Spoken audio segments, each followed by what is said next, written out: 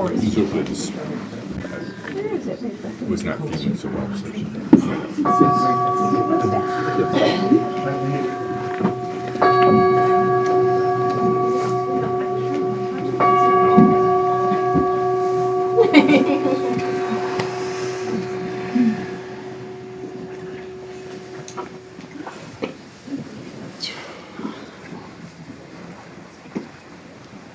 There's space in here you can fill in.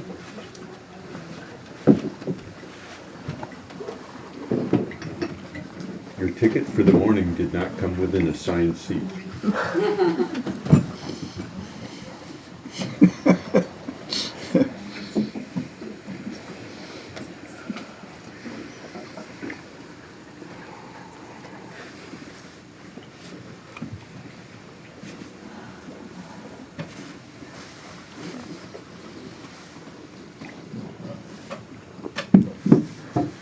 So, for those of you who are not familiar with the process we're about to engage in,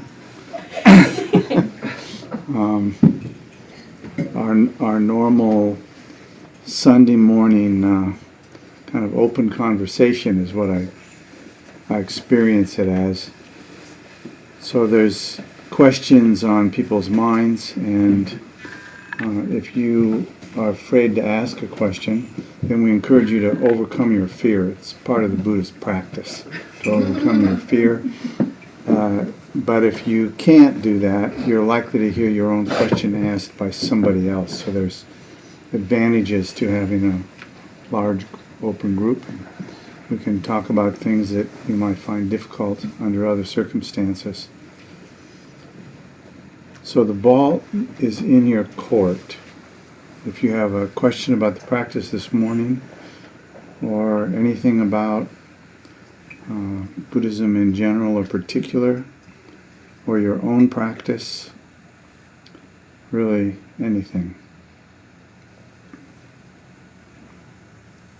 Could you tell us something about Lama Tashi for those of us who didn't know?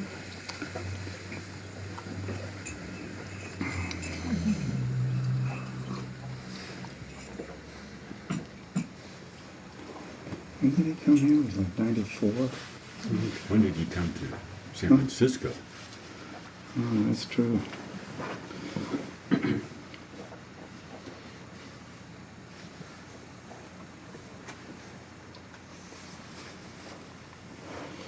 Well, we have a long history with Lama Tashi.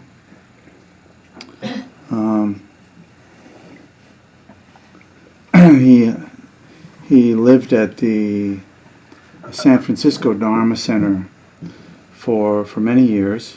I say many years, like, we're talking like maybe a decade. And even before, he did a long retreat. And he did a long retreat in the 80s. And I think he did some into the 90s a little bit. And somewhere along the way, it was shortly after I came here that he requested just a temporary place to stay, and after a retreat, and we invited him to, and he came and stayed.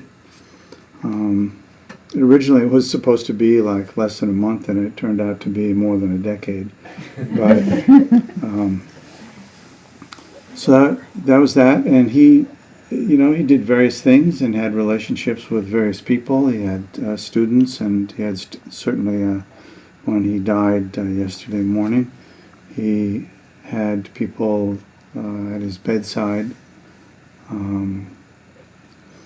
And for most of all of that time, I have to say that there isn't too much that I know about him, except for the outer appearance of seeing him regularly at the center.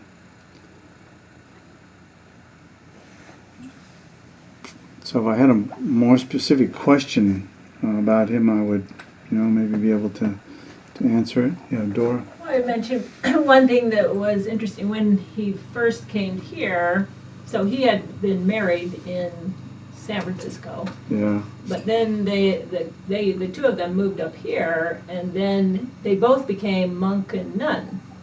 Or maybe That's they true, didn't yeah. right before they came here, but around that time. Yeah, before. So, Yeah. and we had an interesting period when they were living in the house behind the Dharma Center. And so we put up milk crates so that they could walk across the fence and come to practice here. And then actually he did, they also had a daughter, and so she was growing up during that time. And then he actually did 2 3-year retreats at Salt Spring Island. And yeah, so it was added. But he learned Tibetan and enjoyed that, I think, and enjoyed reading Tibetan texts and made his own little translations of something like the Tara Puja or the Mahakala Puja, and taught those practices to some of the students here. I lost track of him when he left here. Where did he go? I think he stayed with someone out in the sort of North Plains area for a long time. And he also did, at some point he started giving Buddhist classes at the prison. Right, Sheridan. Bob Pohemus used to go out. Yeah. He did. Yeah, a number of people would go with him usually. And that went on for years. And I think at a certain point he started having health problems, and going out there was more and more difficult. But that was very nice. His health challenges were one of the kind of the main things that Yeah. he for many years he worked as a welder in a shipyard, in welding in the bows of ship in enclosed areas and without oxygen supplies or whatnot, and that several people thought, oh, any time now.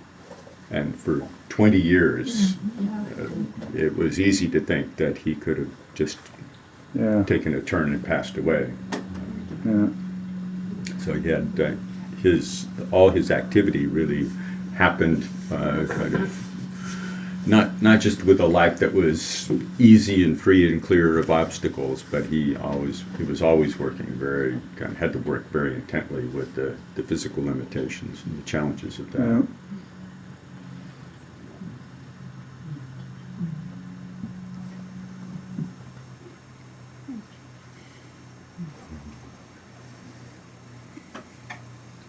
Sally, yeah. So in our class on Tuesday, we got into a little discussion about the accumulation of merit. And it was, I think, from my perspective, really in the context of trying to build some sense of confidence that even when our practice doesn't feel good, that it's actually planting the seed of something positive. Yeah. And what did you say? We said yes to that, but I'm really it's put this topic in my mind now, and I'm really interested to know what you would say about the accumulation of merit.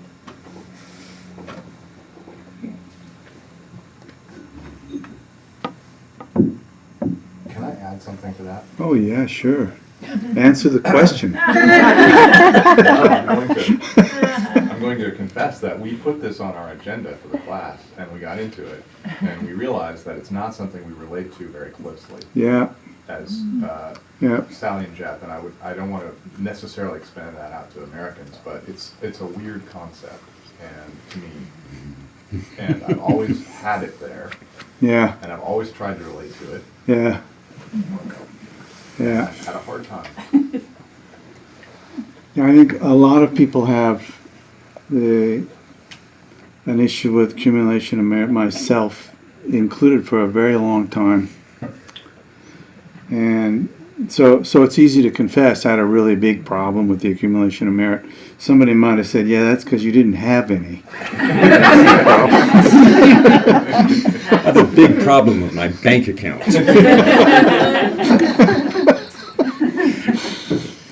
But it seemed to that for such an important thing in the tradition as the accumulation of merit, which is really a big piece of the underpinnings of the entire philosophical system of Buddhism, to be something that felt unwieldy and required confidence in things that we just couldn't get our teeth in somehow, it was really a big deal.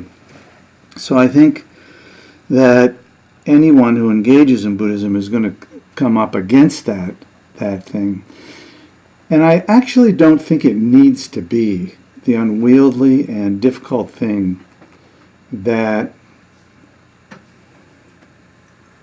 we made it into. So part of the challenge in just the entire transition of Buddhism from its origins in the East, in India and Tibet and beyond, part of the problem is our ever-present work on that transition. Like, how do we get it into an accessible way in our culture without abandoning. Like we like to peel the shell off the walnut and still have the walnut inside. And some would say that's impossible, but I totally disagree with that position. So coming back to the accumulation of merit, I think that we actually all have an extremely easy way to relate to that, and that we already do relate to it, but we just call it something else. Like and all we need to do is take the simple thing that we already relate to and elaborate it slightly or a lot, depending on our proclivity, but I don't think it requires a lot. And that is that there's no one here.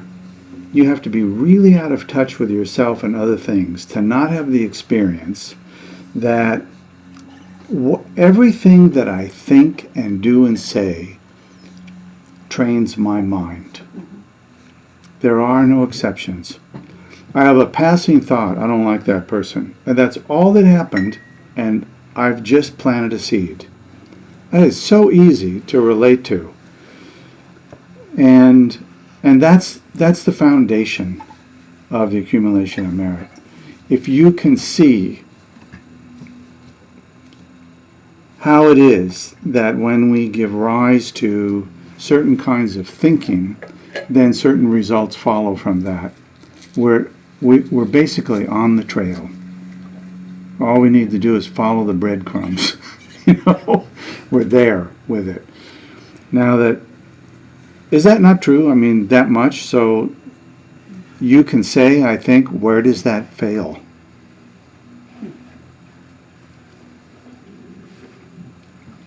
I have an answer. It fails when we have a transactional relationship with the Dharma, and we think the merit comes from my good practice. And so you sit down and you're distracted the whole time, and you get up and you leave and you think that was a dud. And then you don't appreciate, There must not have been any merit. there must not have been any merit because my practice was Yeah. a dud. Yeah, that's a big piece. That wasn't the piece I was thinking of, but actually that's very important. A transactional relationship with the accumulation of merit is fatal.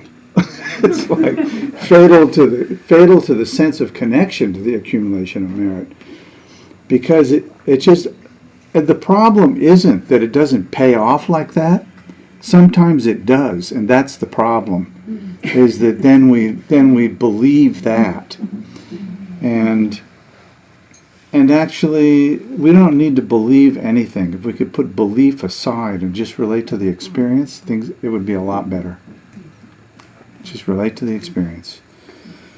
I scream at somebody today, tomorrow they don't call me back. That is, in a certain sense, the accumulation of merit from the opposite side. So, on the other hand, if I call them up and apologize and we make everything look good, then something else happens. That's kind of like the close side of the accumulation of merit. In other words, it's not a big deal. And it certainly doesn't describe the depth of meaning of the accumulation of merit. But I think that there's a doorway there that we all walk through every day, all the time. Every time we have a thought, it's happening. So I would have said, rather than what you said, is that the big thing, I totally agree, the transactional relationship is really something to avoid. And at least notice when we're doing it, that we're doing it. Because that's also the accumulation of merit. When we notice our own foibles, that's the accumulation of merit. If we don't notice them, there's no accumulation. When we notice that we're doing things that are not helpful for ourselves or others, and we intentionally continue to do them anyway, that also is an accumulation, but that usually gets categorized as the accumulation of karma, negative karma. But that's basically what merit is too. It's just another name for it. The merit side of it is the focus on the positive, because what we're always trying to do is encourage ourselves to do something that's positive. The question is, what is positive? Isn't always obvious. But I think the big barrier is the unbounded view. That is the real killer. Because I can see in this life how those things line up, but if I put a boundary around my experience, which begins with my conception or my birth and ends with my death, and this is the big one, I'm smart, so I can get away with stuff. You're dumb, so you can't. So therefore, I better tell people, do good things, follow an ethical life and all, because you're going to get in trouble otherwise.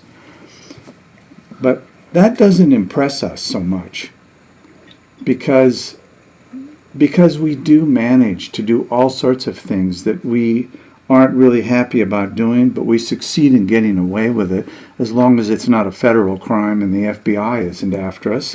We do manage to do all sorts of things that we don't feel good about having done. But there's also this sense which is common in our culture, that things come and go, and what you did last year or the year before, that's gone, forget about it, which has a certain nice appeal to it. But from the Buddhist perspective, what you did is part of who you are, whether you see it or not. And the majority of what we are, we don't see and experience.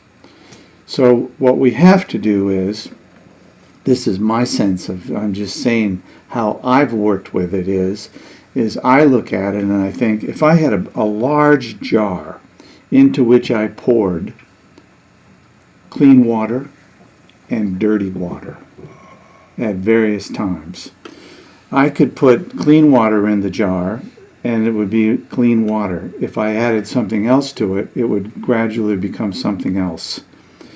And the degree to which I put other things into it would determine what that water was.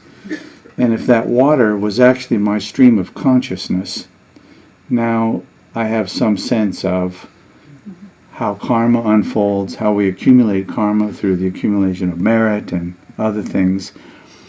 But the unbounded view that our minds do not begin with our conception and our birth and do not end with our death is a critical feature of our practice, critical feature of the philosophical underpinnings of Buddhism in general, throughout all the schools. I think it's the hardest single thing to deal with, because we have a sense that it should be rational. There should be a rational thing about that. So in pondering this for a very long time, I suggest there is a rational basis for it. So the rational basis which denies not the unbounded view, but it denies the likelihood that our experience is unbounded. You see the difference? Can I- repeat that? The rational view generally, if I say, your experience does not begin or end with this life. It is far beyond that. The rational objection to that is, I don't see any example in the world that would show me that that's true. In fact, and I would call this the non-rational or false rational view, which many people feel is rational. The fact that I don't see any evidence for it proves that it isn't there. Now that, I think, is false rational, just by ordinary rational rules, because otherwise nobody would ever travel to Japan from here, because you can't see it. So even if you'd been there once, you still can't see it. So why would you get on an airplane, which also still doesn't make sense? I don't see any people flying. I mean, the great majority of the things we do are based upon our not being able to witness them in the moment. We do them anyway because Bill said you can get there on an airplane. So I think, well, Bill did it. I can do it too. And I don't see Japan. So the fact that we can't see something is the worst reason to not understand it, or to think that therefore you do understand it. There's a necessity in order to grasp this and get the benefit of it. There's a necessity to hold the unbounded view. Currently, we feel that it's not a rational view. We need to get past that rational objection, that I can't see that my mind began before this life, nor can I see that it continues after this life, and therefore it does not exist. That is actually not good reasoning. And so oftentimes people will say, I can't hold the rational view because I can't see that unbounded perspective. Just like we can't see Japan, I can't see that my mind began. Well, really what we say is it has no beginning. It's not just that it transcends the boundaries of this life. There isn't any beginning or end. Beginnings and ends apply to relative phenomena, and we take the nature of mind to be an absolute phenomena. So it doesn't have a beginning and end, and the way we reference that is by calling it unborn, undying. It's the only thing that falls into that category, and that is its defining characteristic, unborn, undying. So what we need to do is we need to hold the view that that is the case. And here's where we stumble again. And that is that we feel like we're being asked to believe something we can't see. I can't experience my mind being unborn and undying. And of course, as teachers of the Dharma, we want to say, that's because if you could experience it, you would be enlightened. And so that's out there ways. In the meantime, holding the view has its own benefit. Holding the view has its own benefit. And let's take an example of that. One of the cherished views in the Mahayana tradition of Buddhism is that there is not a single sentient being. So we say sentient being rather than human being, because sentient being includes insects and birds and animals and maybe even bacteria, who knows. Some rather large group that's larger than most of us would think about. So sentient being, not a single sentient being who has not been our mother. Why is that such a precious view? And anyway, I don't believe it. for the same reasons, again, I don't believe it because I've seen so many people's mothers and there wasn't a single one that was an insect. But obviously, that's not true. You've seen the insects and their mothers all the time. When the weather changes and thousands of ants come into your kitchen, for example. So the view is critical. The belief is dangerous. We want to hold that view because the view opens us to something that we currently are not open to. And we need to be open to it in order to get a larger understanding of how it is that we relate to our own existence, our own sense of existence, and the existence of others. One of our most precious teachings is on what are called the four immeasurables. The four immeasurables are delightful and easy to understand. And they include having unbounded compassion, like for all sentient beings. So that's what makes it unbounded. It's boundless because it's for all sentient beings, not just our friends, our family, and so on, but for all sentient beings.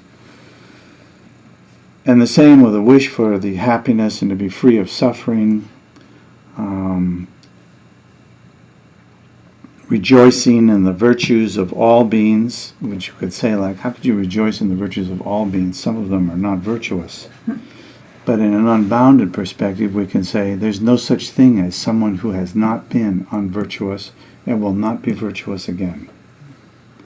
So by virtue of the unbounded perspective, we open this enormous door which allows us to see things that we could not see before when that door was closed.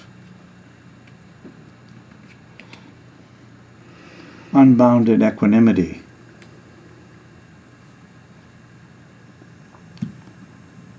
Boundless equanimity for all sentient beings. Not just for our neighbors, our friends, our family, but for all sentient beings. This is a key in the Mahayana tradition. So we must, in order to engage in the practices fruitfully, we must make an effort to hold that view. We must also abandon the felt necessity that we believe in it, as if it was something. The mere fact that we can hold the view doesn't mean that we understand it. But one thing that we can understand is we have a small view and we replace it with a large view. We can experience that directly. Like we immediately get it. Oh, I see how this would work. I actually am giving myself permission to feel a sense of kindness, loving kindness, and compassion for every sentient being, even the worst perpetrators of damage in history, maybe especially those. And because we don't believe it, but we see all of these things through the lens of the view. The lens of the view is really, it's kind of a nice way to hold it, because you're not actually making any kind of a judgment about it. You're just looking and seeing.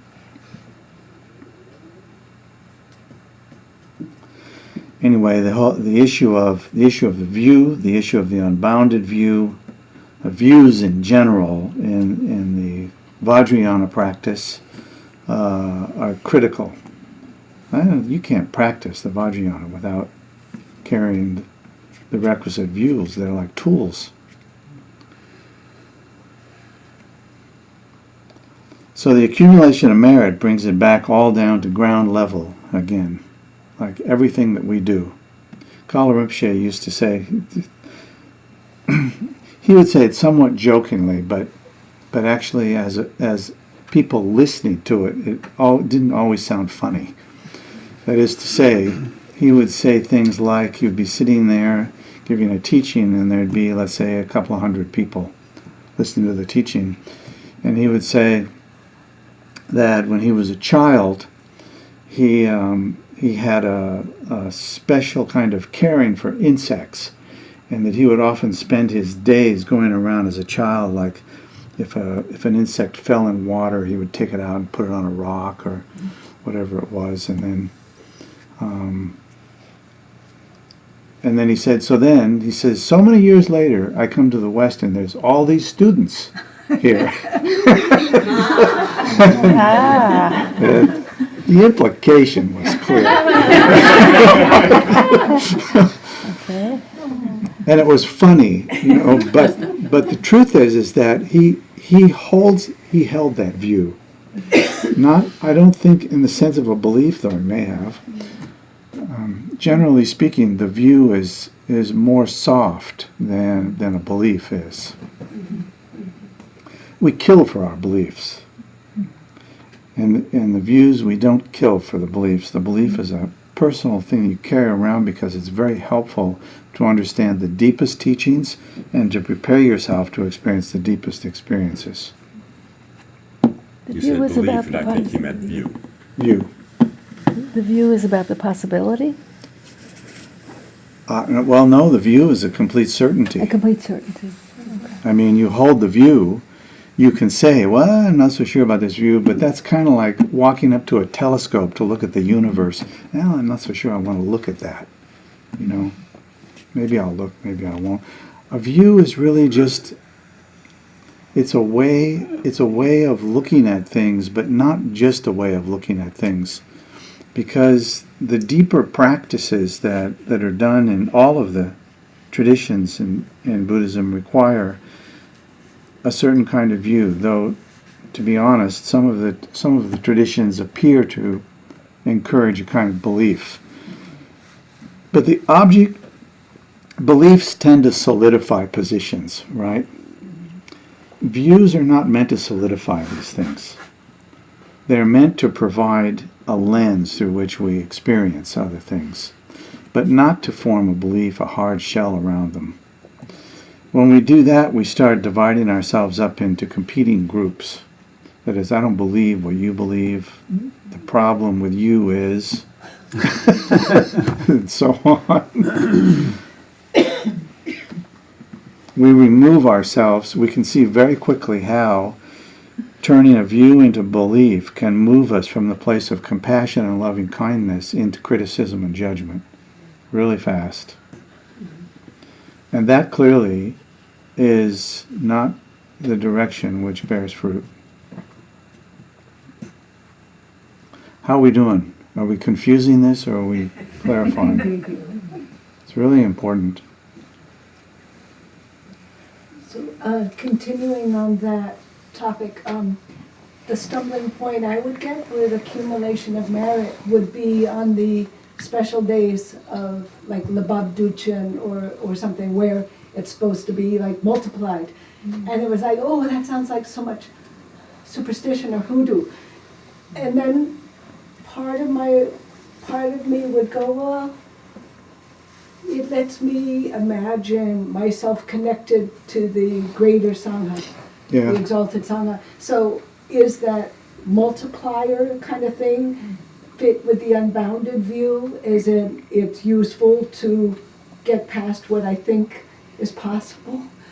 And that it's the unbounded view as in letting me taste a more expansive reality?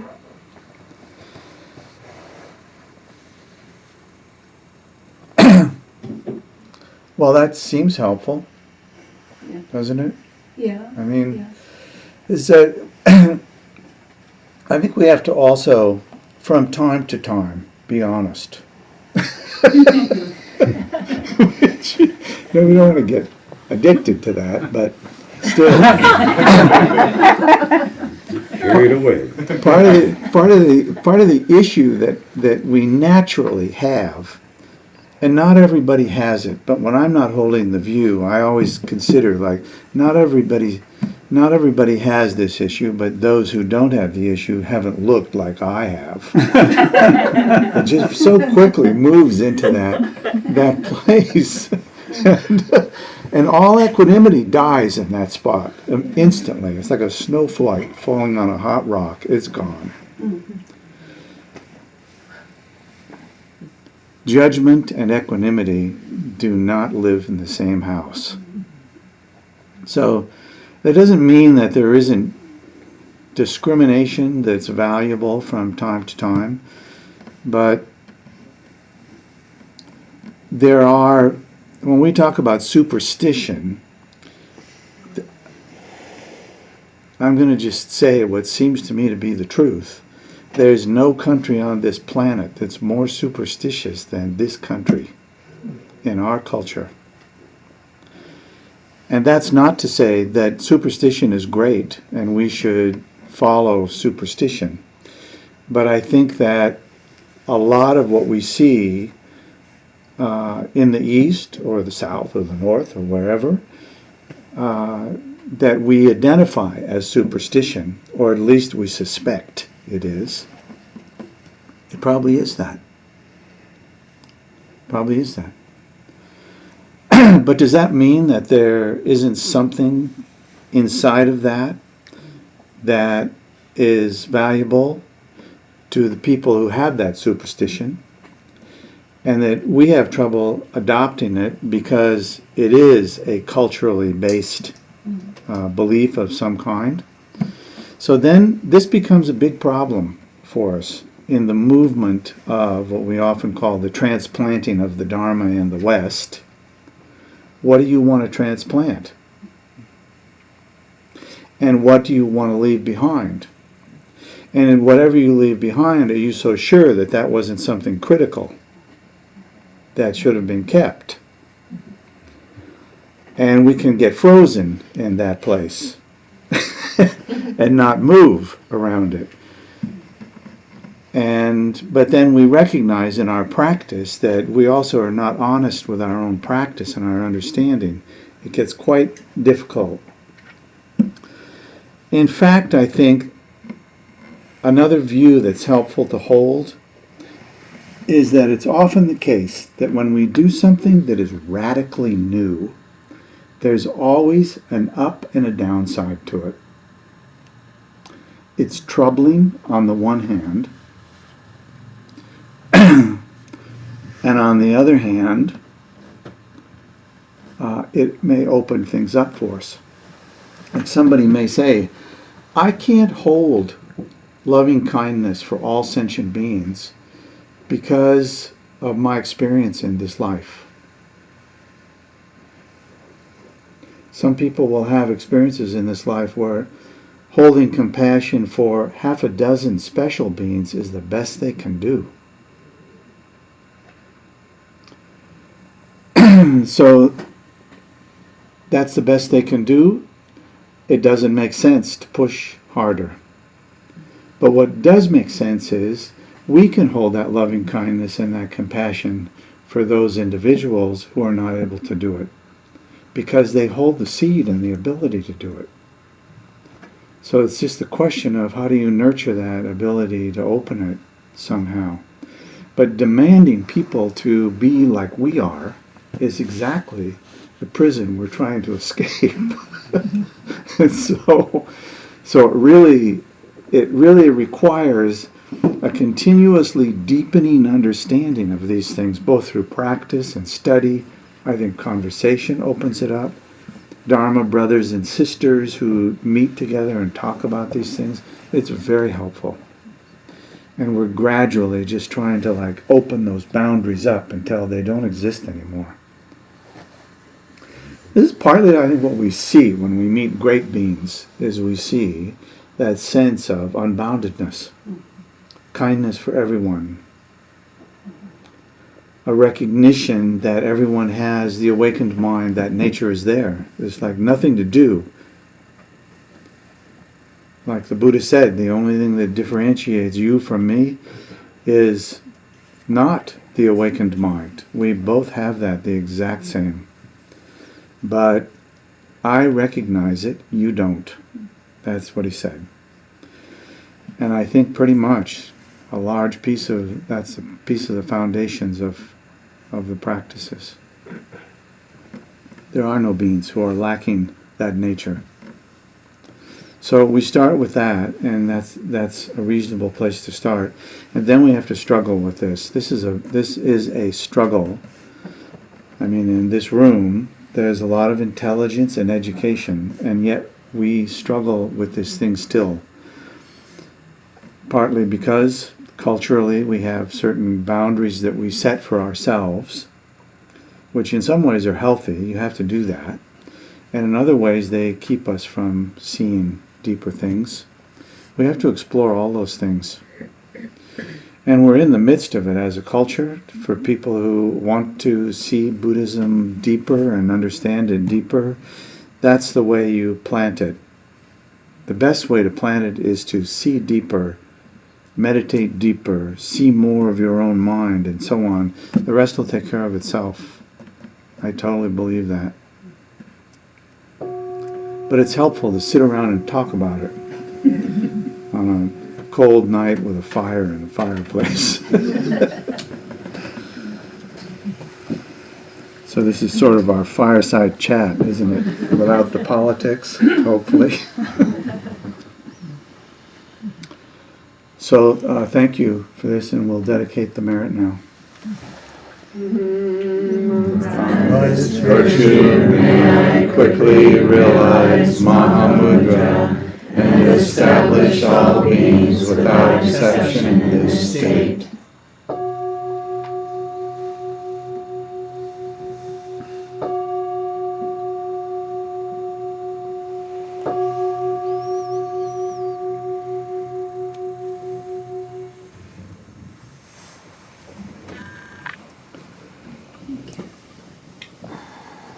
Thank you. No doubt to be continued. And if you have a spare time today, even if you didn't know Lama Tashi, you might just bring him to mind and think about whatever transition he's going through, that you can provide your best wishes and all for him, as well as all beings who are in a transition from life through death. Okay? It's cleaning day. If everybody could please take their cushions and their mats, at least do that much. And then there's the board out in the kitchen. The duties are on there. Just pick one and turn it over when you're finished. I don't know if the people in the back. You need to be more threatening. I haven't learned that yet. We had a conversation with Equinoble the other day. It'll be more interesting when we have a big She's living building in to clean.